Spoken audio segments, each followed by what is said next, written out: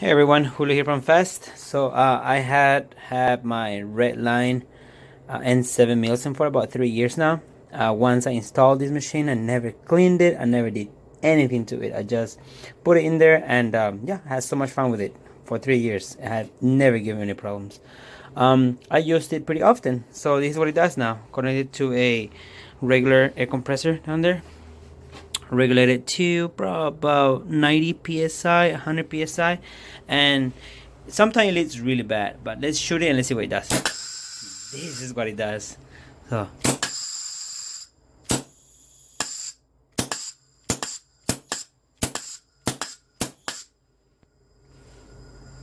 yep, there's sometimes it just blows so much air in there, so I'm sure it's a o-ring that is bad in there. So yep, I will go ahead and take it apart and see what o-ring is bad in it. Maybe the solenoid o-rings, I have no idea. But this thing lasted about 3 years without any maintenance.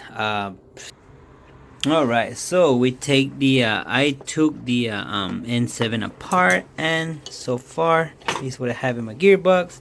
Let's see what's going on here.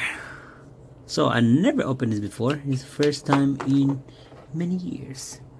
All right, so if you guys can see there, it's a lot of dust, and I don't know if you can see.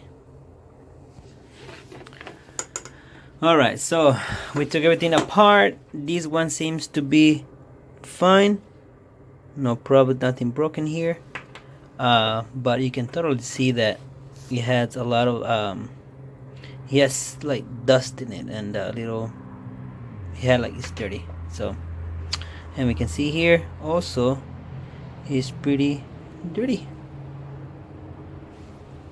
I mean, it's been almost 3 years since I installed this thing, and I never ever opened it to clean it or anything. I just want to see how long it lasted. So anyways, yeah, I have a little rocks in there, but I think I found the problem. The o-ring right here just gave up. I don't know if you can focus, but if you can see on the right side, no, let me focus it pretty well.